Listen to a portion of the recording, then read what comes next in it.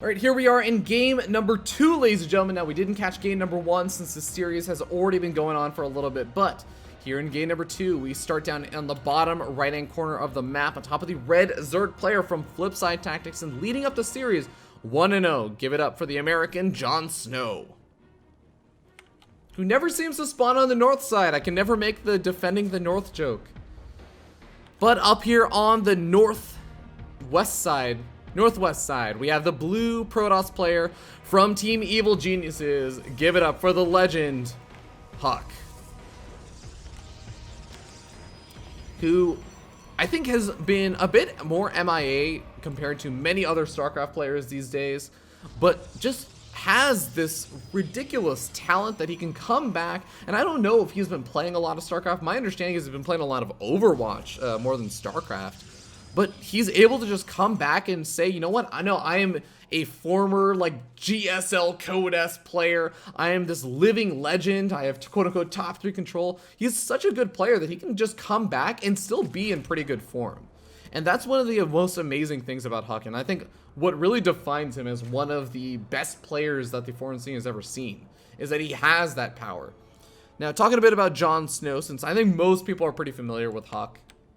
JonSnow is one of those players that I'll say, no regret, is the cheese king of North America, but JonSnow is the low drone king of North America. And what I mean by that, there's a subtle difference.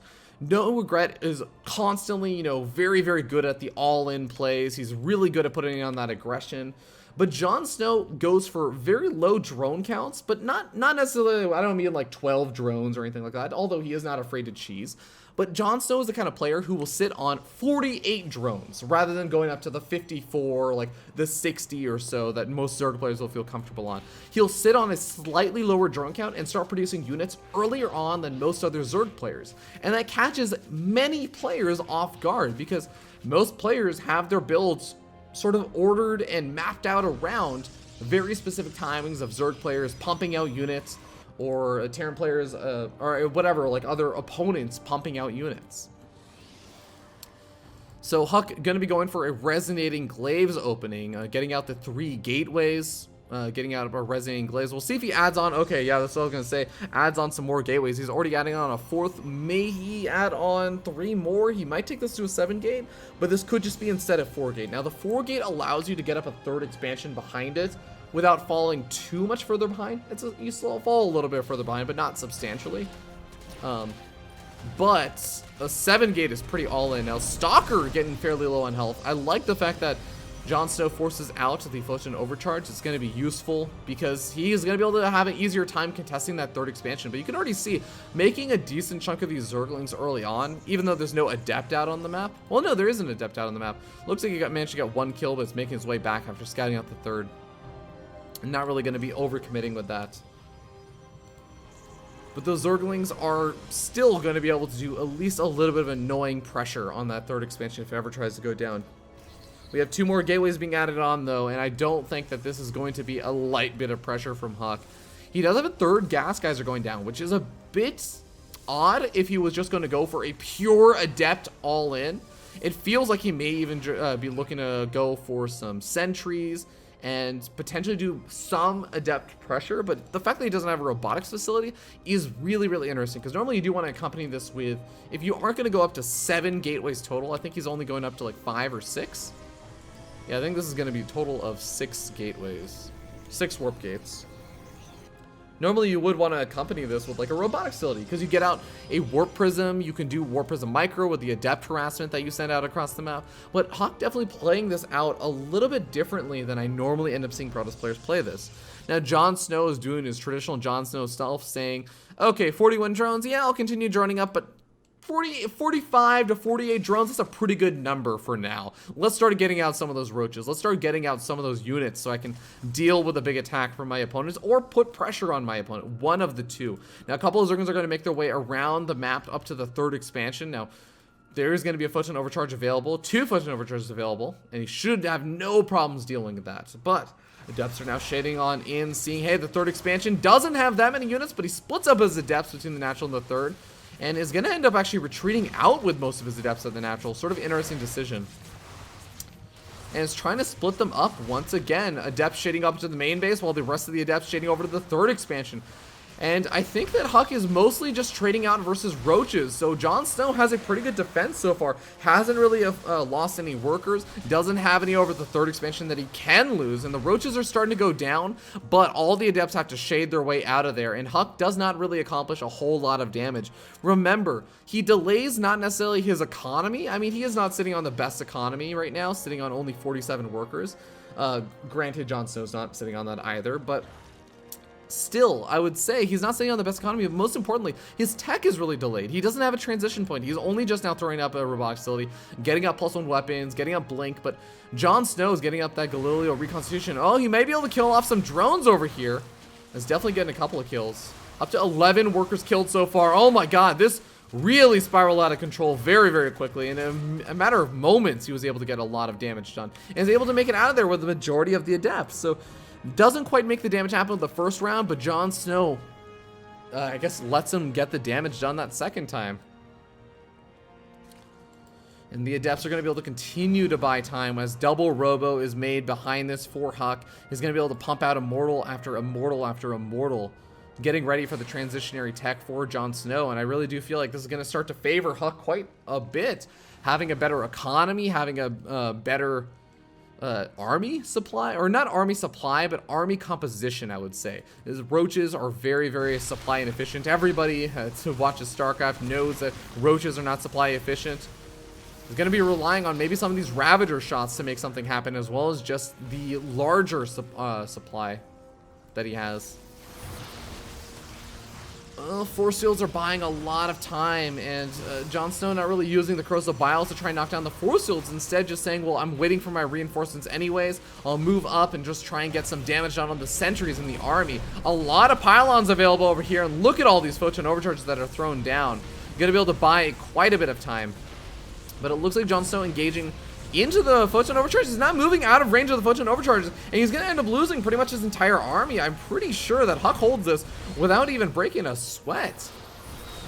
Oh man, even getting some nice force fields, catching every single one of those Ravagers.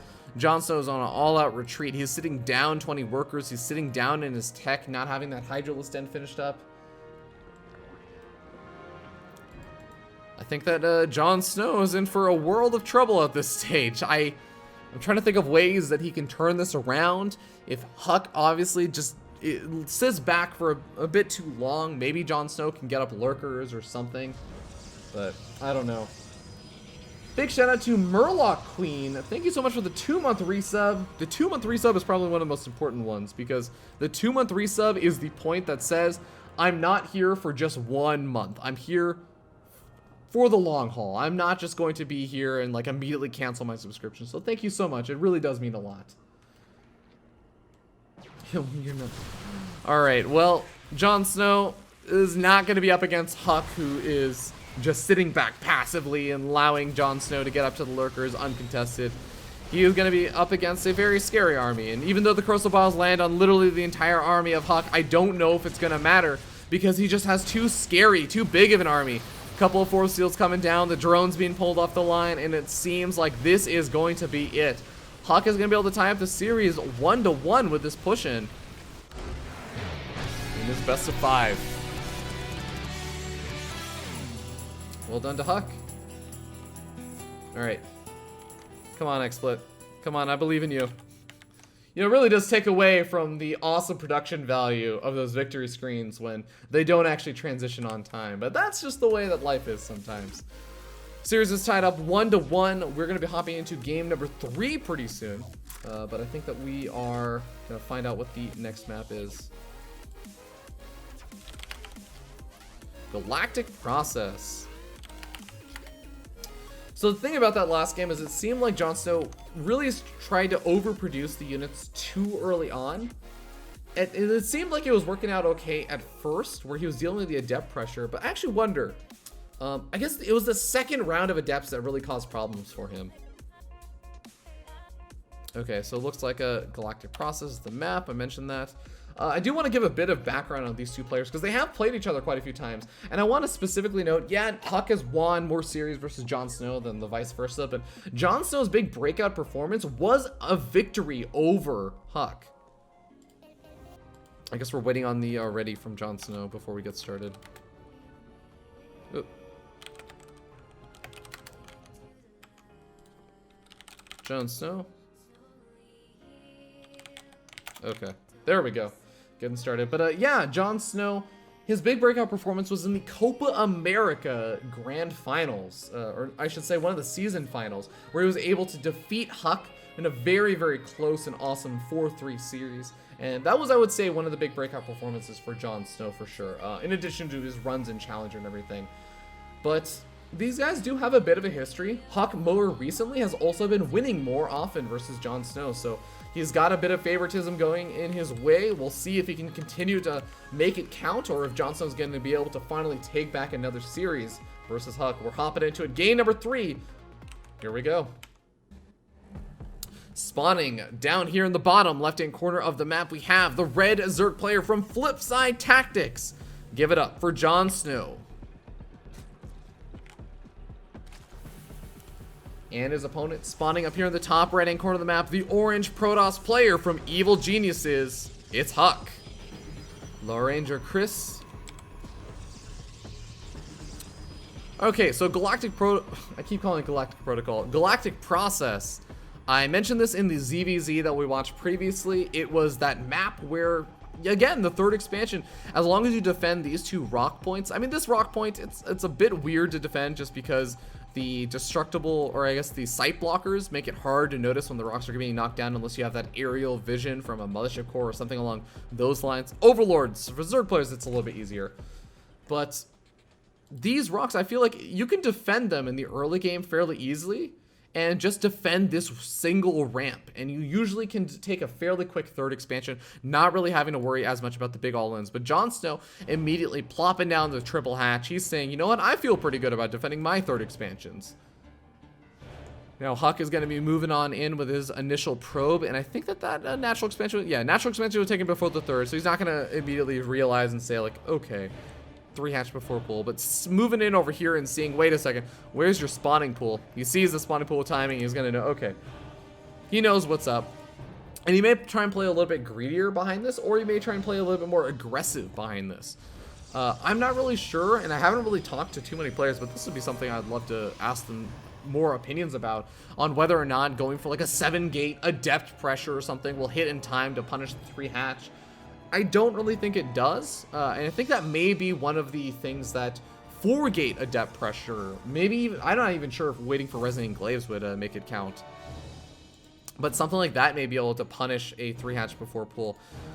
Legacy of the Void's definitely a different game than Heart of the Swarm, but we do have Twilight Council coming out once again. Now, I don't really know what HuK did or JonSnow did in game number 1, since we did miss that, but in that last game, HuK did go for a fairly odd number of gateways.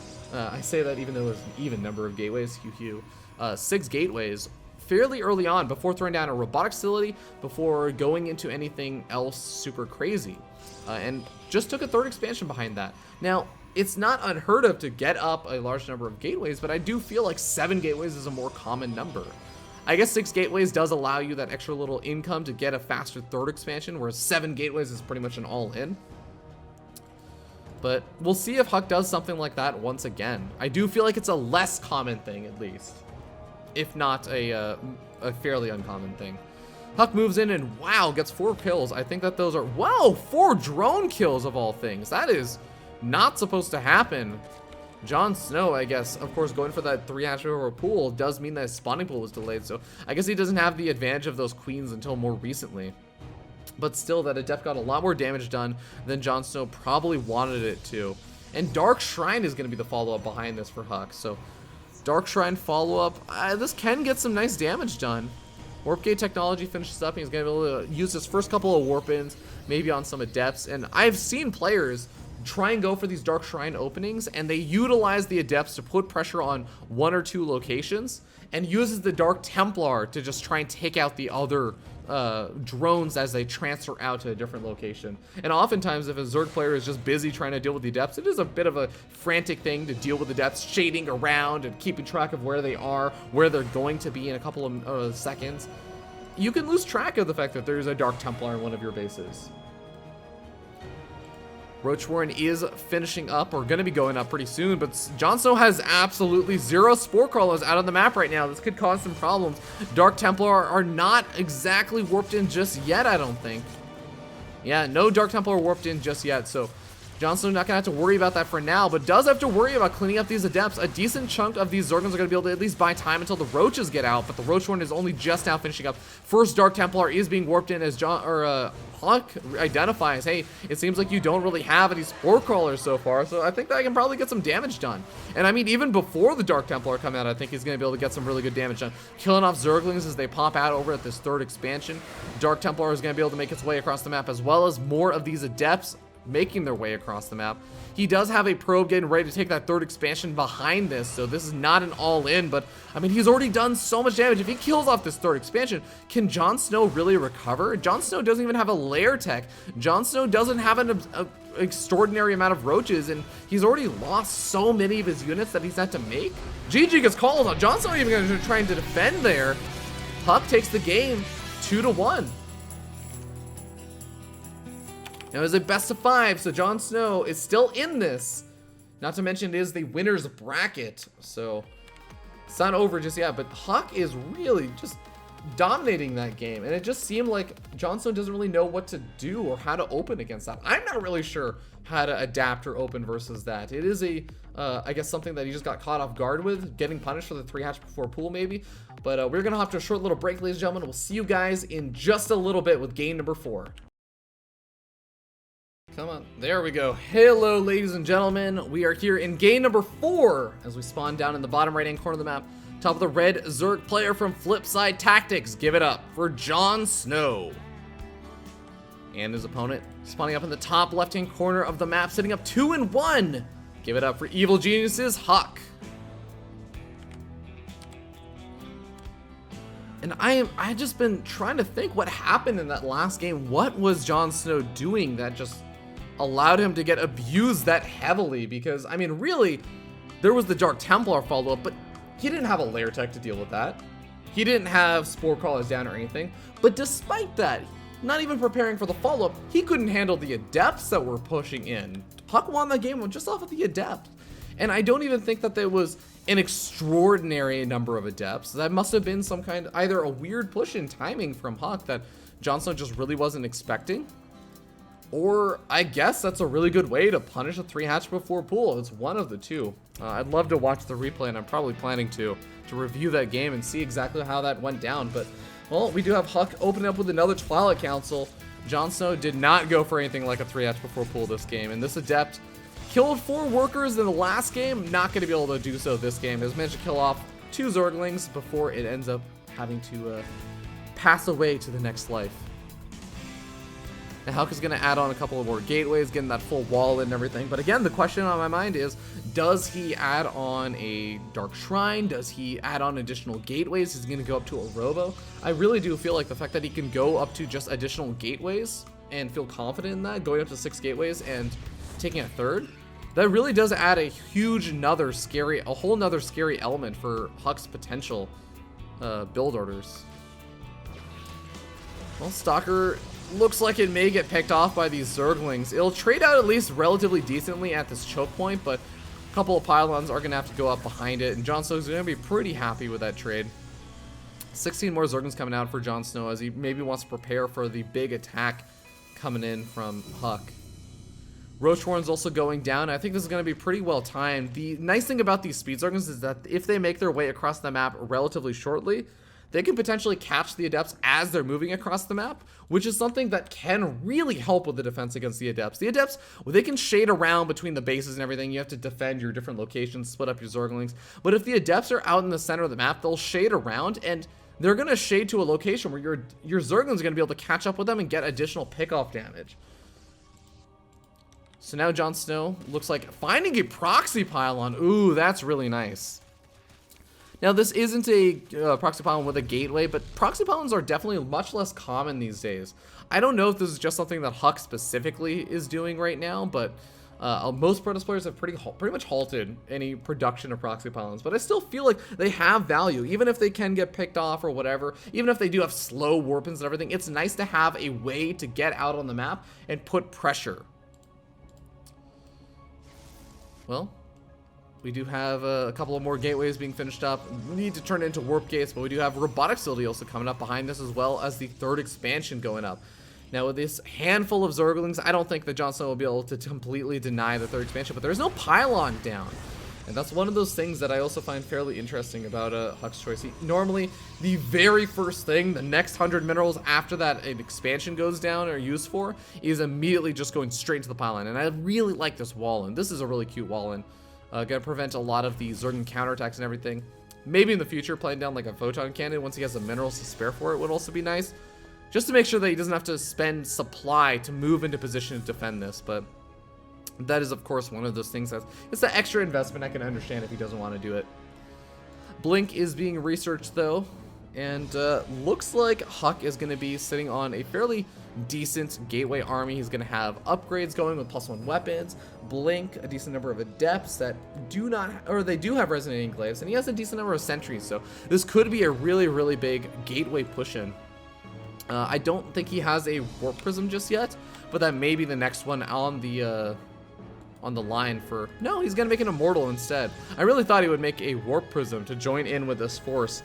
But we have a couple of these adepts trying to move in from a different angle. I think this is really cute. He moves down to the south side because, one, he can pick off any fourth expansion that was trying to be built right now. But two, he's going to force all the units down over on the south side as he tries to, I guess, aggressively move into the natural, while the adepts move into the third expansion, or vice versa. He keeps the army up here at the third expansion with these adepts, and moves in at the rest on the south side with the rest of the army, but doesn't look like he's going to commit over there. Doesn't feel too confident about that. Maybe the creep spread scared him off, as he does know that JonSnow would immediately scout out and see, okay, yeah, that's where your army is. I'm going to split up my units appropriately. But there is a super fast, not hive tech, super fast lurker den coming out. Name escaped my brain for a moment. And that could be a scary thing for HuK to deal with. HuK is getting a second robotics facility, so he's going to be able to pump out the double immortals and everything. You can still deal with it. He has Blink. He has his upgrades going, so it's not that he's going to be totally unprepared. But really, really fast lurker dens that go completely unpunished have been known to cause problems for Protoss players, especially if that lurker den allows them to get up a large number of lurkers, and then you play very greedy behind it. You get up a hive tech, you start getting up adrenal glands, all kinds of other things. JonSnow, I guess in comparison to some of the games that we saw earlier today with Panda Bear Me, JonSnow is one of the players that doesn't like to go for the melee upgrades quite as quickly, but he does like to go for the ranged upgrades instead. And oftentimes I will end up seeing him go for the +2 range as he's doing right now, but sometimes he does like to mix it up, going for something like melee upgrades instead. So just sort of interesting to note, he's not going to be trying to flood out a ton of Zerglings, really just going to be relying on those Roach, Ravager, Hydra, Lurker compositions. Get a couple of Zerglings in the mix, maybe for counterattacks, as well as just getting to surround and buffering the damage. Well, HuK getting caught with some of his stalkers by himself, as most of the sentries and the immortals are trying to move down to that south side, trying to get on the high ground over here, which is a pretty abusable position, especially when you have sentries. I mean, force field, force field, force field, and suddenly you just kill off your opponent's third expansion, or fourth expansion, whichever one it is. Lurkers having to be burrowed over at this north side, I think this is just such a smart play. He uses the very mobile stalkers that don't have to actually commit into anything, and he just baits the entire army up to the north side. JonSnow is guaranteed to lose drones, if not the expansion over here. And I don't think there's anything that JonSnow can do about it at this point. The army is so far out of position. Lurker's going to unburrow and try to move into the right position, and there we end up seeing those force fields going down. Going to be able to not only be able to kill off any drones that are a little bit too far forward, but killing off a ton of these Zerglings. Lurkers are burrowed very, very close. I think that an immortal or two, yeah, just sitting on this high ground over here, though, should be able to pick off any of these Lurkers. Does he have detection over here? Oh, that could be a problem. He does have 2 observers. One observer over on the left-hand side of this engagement, but none on this right-hand side.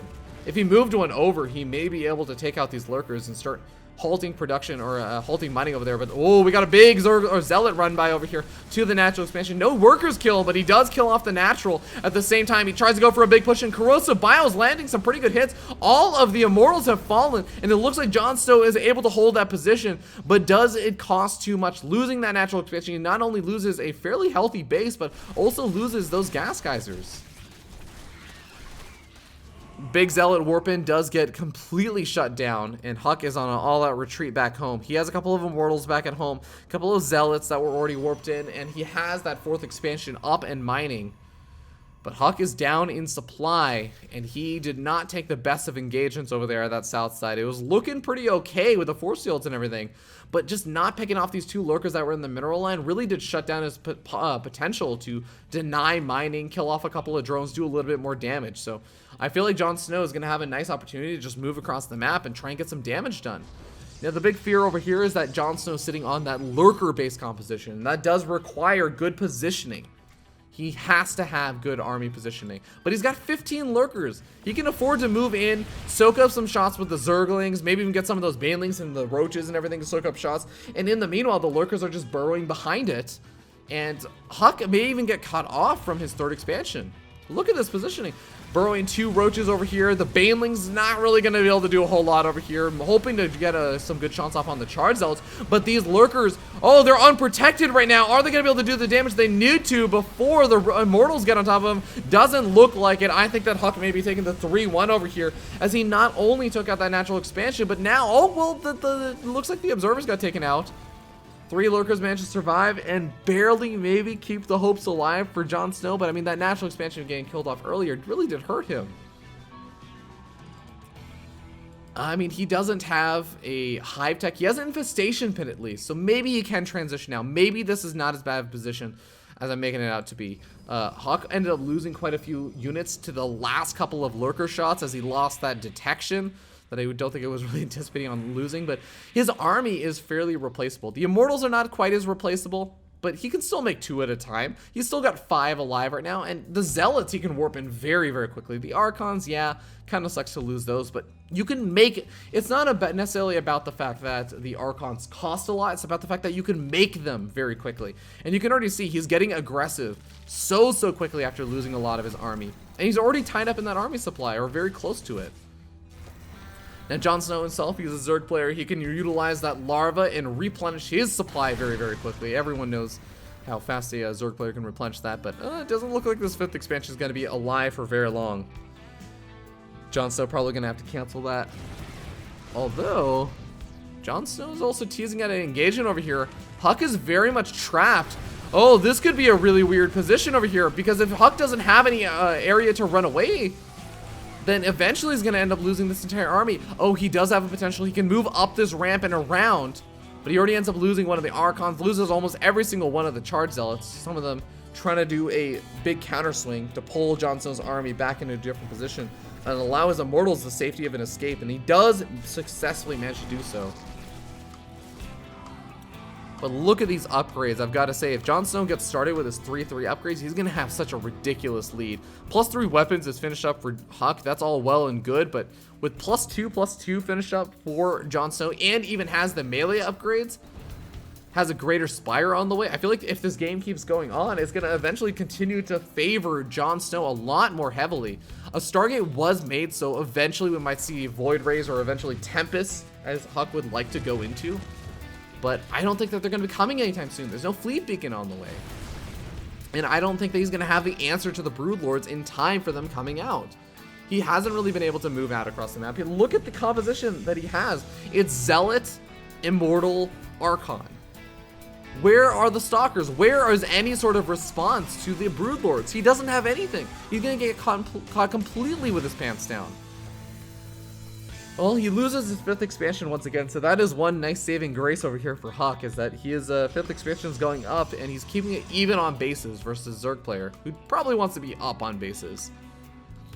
But JonSnow is very close to maxed out, and he's already making some of those corruptors. Once those corruptors start popping out, he gets out 7-8 Broodlords. He can take a really, really good engagement. Zealots charging on in to their death very, very quickly, and HuK has to back out of there. Revelation gets thrown down on top of most of the lurkers. A couple more a bit further back. Might be able to get some good shots off. The War Prism going to be able to deny the 5th expansion once again, since JonSnow is just so far out of position. He's maxed out on army supplies, so he's not really going to be able to do a whole lot. Single Spine Crawler may be able to buy a bit of time, but these Zealots can do a serious amount of damage. I think that's what HuK is going to have to rely on. He's going to have to rely on keeping JonSnow back and buying himself time to get up the response to the Broodlords. I don't think he's seen them yet, though. Where are the Broodlords? Alright, here they are. Making their slow death charge across the map. They may have to pull back and deal with the harassment, because look at how many charge zealots have been made so far. Baneling's getting some pretty good hits. I mean, that's good, good, as I apparently have hiccups at the worst time possible. But the zealots do get cleaned up by the Hydulists, just barely. Good commitment of the defense over there. He moves the rest of his army in. The lurkers should be able to push this back for a little bit, and here we end up seeing Revelation being thrown down, and now the Revelation is going to reveal the Broodlords in the mix. At the same time, War Prism warping in a ton of zealots in the main base. He's gonna be able to focus fire down the the Greater Spire. The spawning pool gets taken out, and suddenly that position that HuK was in, where he was gonna have absolutely no answer to the scary, scary Broodlord army of JonSnow, it's not as bad. He has time. He has bought himself so much time. This army, it's a very immobile army. I like the fact that JonSnow didn't move out with this from the 3rd expansion with the Broodlords, because he knows if he had pulled them all the way back in the main base, if he had been on that 1A, that F2 move into your main base to defend, he probably would have absolutely no chance. But I think he still does have a chance right now. It's just a chance that's slow or very, very quickly running away from his grasp. Couple of these Void Rays are being made. There are still a lot of Hydulists with pretty good upgrades, plus 3 missile attacks already researched. So he can deal with the Void Rays. It's really going to come down to a lot of positioning, and there aren't any Tempests out. Still no Fleet Beacon out for HuK. Despite having those 5 bases, he's not going to be able to pick away from the Broodlords from a safe distance. He has to get pretty close to those Hydulists, and that is going to be the biggest problem. JonSnow splits off a couple of these Hydulists and going to be able to, I guess, get some damage done. I think that the Mothership Core may have been picked off over there. Yeah, it got picked off over at the 5th, and that's just a little bit less DPS that HuK could probably use to take out Broodlings, to take out units. 5th expansion is definitely going to go down. If JonSnow pays attention, he can also take out a lot of those workers, which would be pretty nice. Broodlords immediately popping out some of those Broodlings, getting on top of the Archons, getting some damage done, free damage. Never going to complain about that. Looks like, yeah, Hyduls on an attack move and just immediately rallying over to the rest of the army. Some of the Hyduls on the front line, a bit too far forward, are going to get picked off, and here we go. HuK is coming in from every potential angle. This is the best army composition, or the best angle he could ask for, as the Immortals are able to tear through the Lurkers, the Stalkers are able to blink underneath the Broodlords, and he takes that fantastic engagement. Now, JonSnow still has a bit of a Remax coming in, but it's a lot of Zerglings and a lot of Hyduls. I don't know if that army is going to fare that well versus this army of HuK, who has a lot of these Archons, should be able to deal with these Zerglings. He has +3 weapons upgrades. He's starting to get up those armor upgrades slowly but surely. Some of the Vipers could be really nice if he got some good Blinding Clouds on top of these Immortals, but I just don't know if he's going to be able to get up enough. This is do or die for JonSnow right now. He is already down 1 and 2. He does not want to fall down to the losers bracket. He would love to make it into that next round. The next round is a qualifying match. High ground position going to be really nice over here for JonSnow, but those Void Rays definitely going to be adding in a bit of DPS. Even though he ends up losing all of them, he focus fires down a couple of the Lurkers, definitely cutting down to that DPS. I think that HuK has done it. GG is called. HuK takes the game and the series 3-1.